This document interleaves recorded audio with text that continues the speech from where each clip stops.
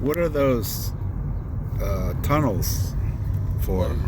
Actually, they are some of the temples that have been built over here, some remaining of it, still under excavations, trying to reconstruct it. They are using what we do call the mud bricks.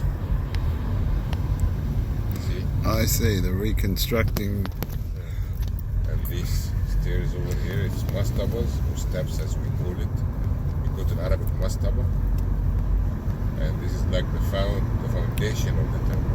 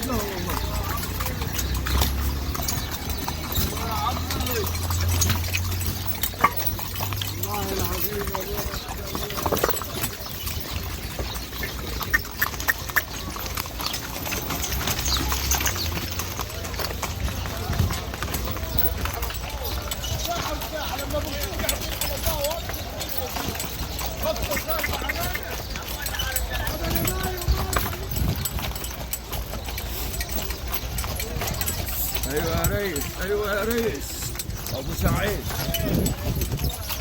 العرض خلاص ده. This is the god Horus. Horus, the falcon Horus. How old is this? When was this It's built? from the Ptolemy period. It's not. Oh, this is new. This is very late. Yeah, it's not an old one. But this is the most well-preserved temple. Because it's the newest.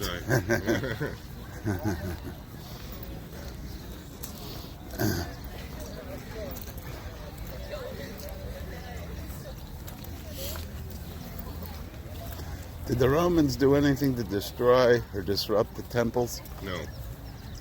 They respected it.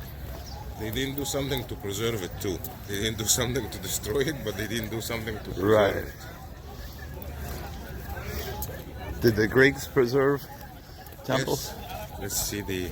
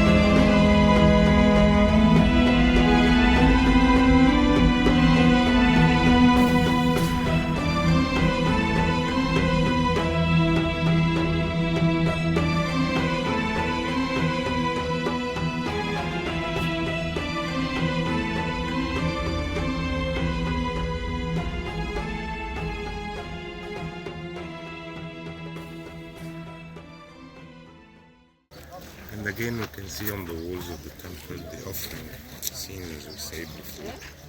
The king grabbing the war prisoners from their hair, giving them as an offering to the god Horus. Also the upper scenes are the same, giving offerings to the god. And the other side is a mirror image. What you can see on the left side is typically like what you can see on the right side. They believed so much in duplication. And as we said before, if you are standing in front of the main entrance, by the end of your sight inside the museum, you will find the sanctuary of the temple. And the left side is typically like the right side. but they have, let's say, 4 columns over here, so it's 4 columns on the other side. The same.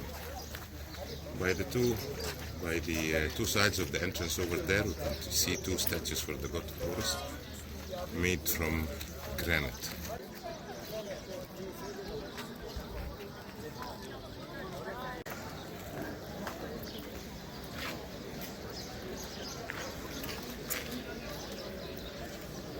They are always one piece of stone, by the way.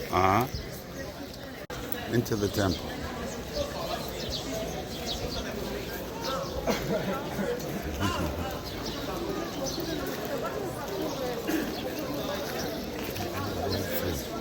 The Egyptian temples, they has it as separate square scenes. Not the whole wall is a scene like what you have seen in Habu temple, for example, yesterday. The whole wall was a scene for the war, for example. Over here is different. They have scene 2, 3, 4 different in a square shape with somehow that you can feel that there is borders for the drawing that they're doing. This was totally un-Egyptian. Even the columns over here that you can see, and the crown of these columns are different than, or it started to be different than what the ancient Egyptians do by a lotus crown or a papyrus crown on their columns.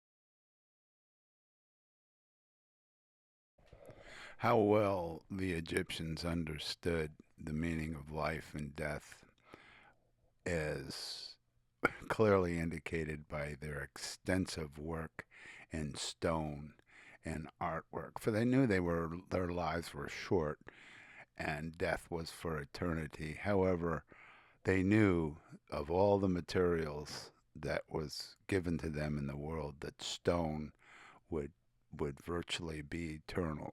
So here we all are, craning our necks and struggling to see what these Egyptians did over 2,000 years ago and their expressions of their life and their belief.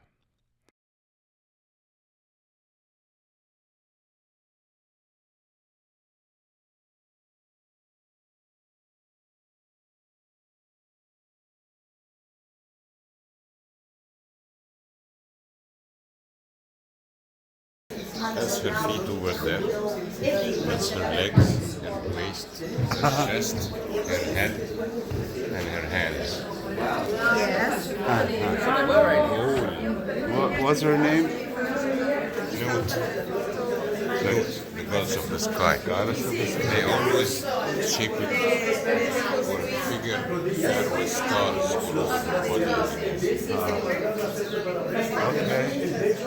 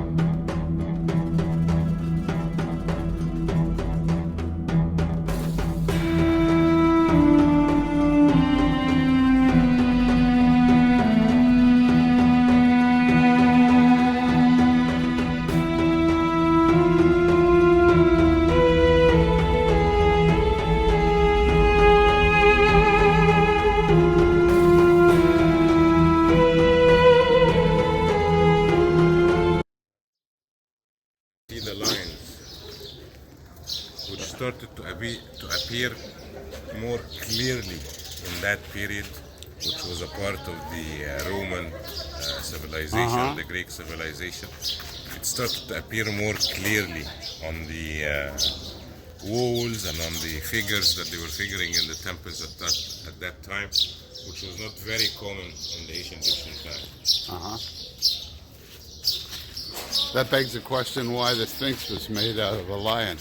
No, You know, there's some people believe that the Sphinx was really Anubis, was a dog. Like I think I told you. jackal.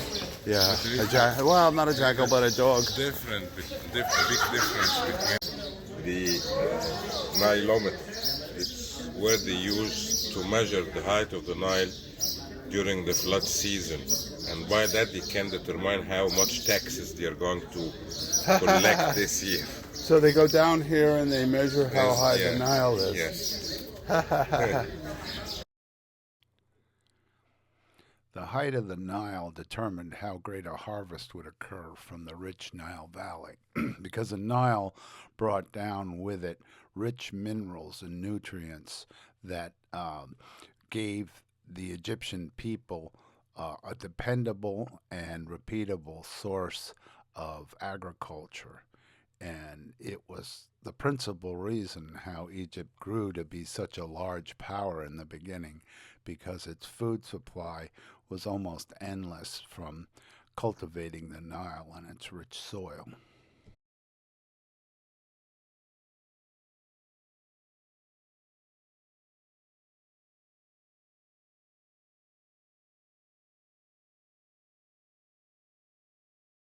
There is good water this year, that means that you will have good plants, Crops, good crops, so they will collect more money from. Right. So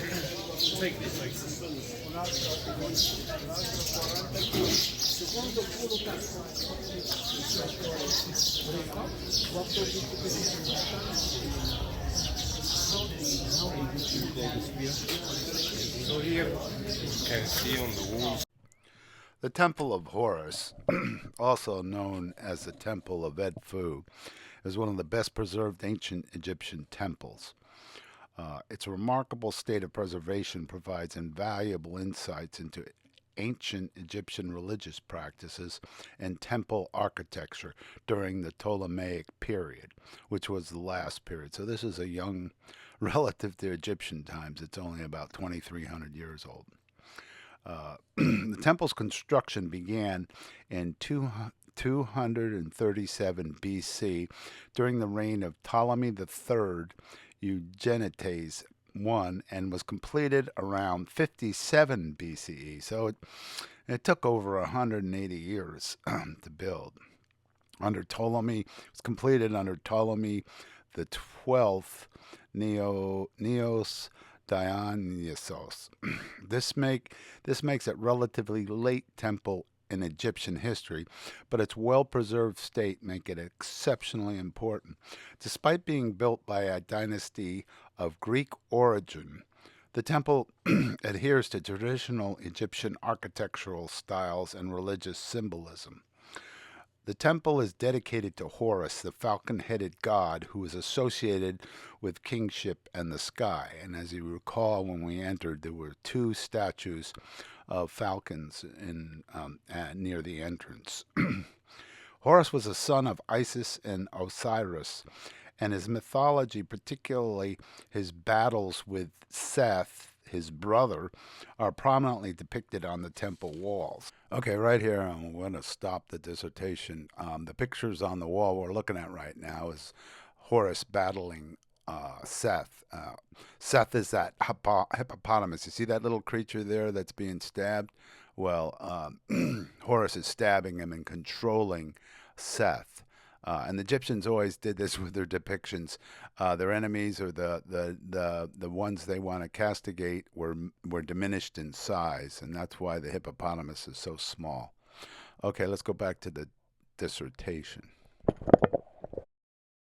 And that's kind of like, on an aside, it was kind of like, I think the story of Cain and Abel from the Bible is a takeoff from it, because in the Osiris story, Seth slew his brother, and eventually his brother came back though and reincarnated. But anyway, the temple's preservation is largely attributed to it being buried under desert sands for centuries, which protected it from the elements. And also, it was the newest, really the last major temple constructed. Excavations began in the mid 19th century, revealing the temple's remarkable condition. The temple's massive pylons, the gateway towers that you see, are among its most impressive features, adorned with reliefs depicting pharaohs offering sacrifices to Horus and smiting their enemies.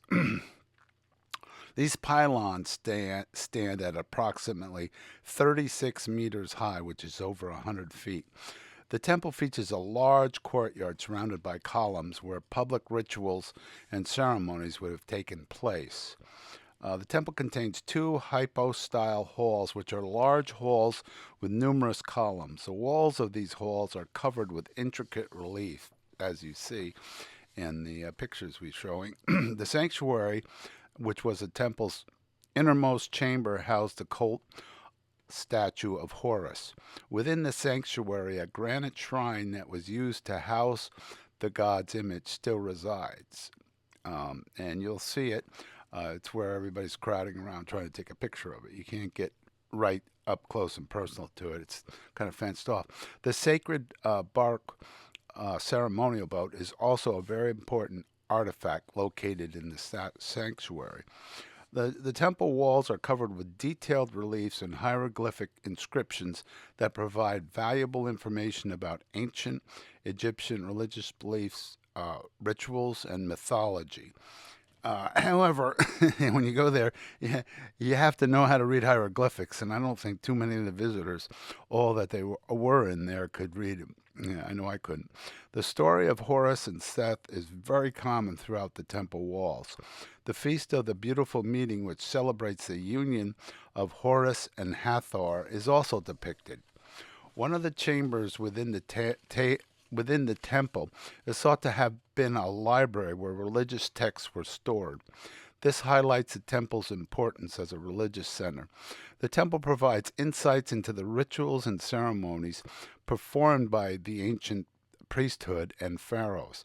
The depiction of offerings, processions, divine interactions offer a glimpse into their religious worldview. The temple's reliefs vividly illustrate the myths and legends of Horus and other Egyptian deities.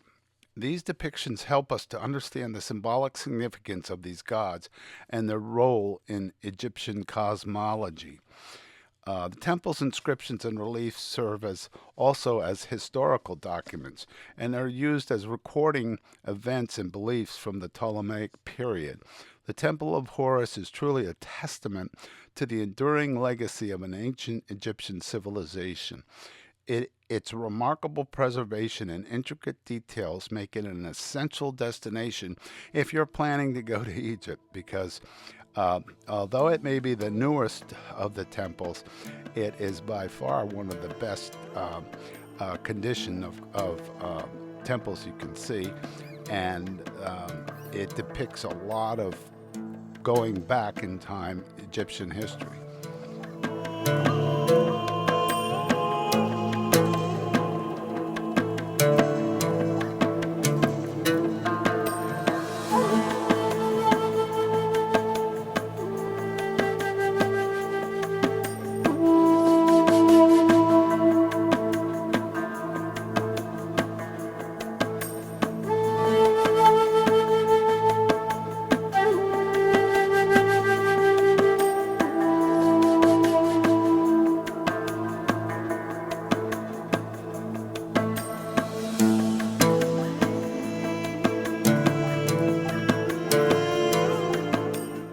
The Egyptians' understanding of life and death and the brevity of which we live in this world for such a short time was the cause and the motivation, how they worked in stone and expressed themselves in their artwork, for they knew and they understood that while their lives were short, the stonework would tell the story of their lives and continue on for virtually ever.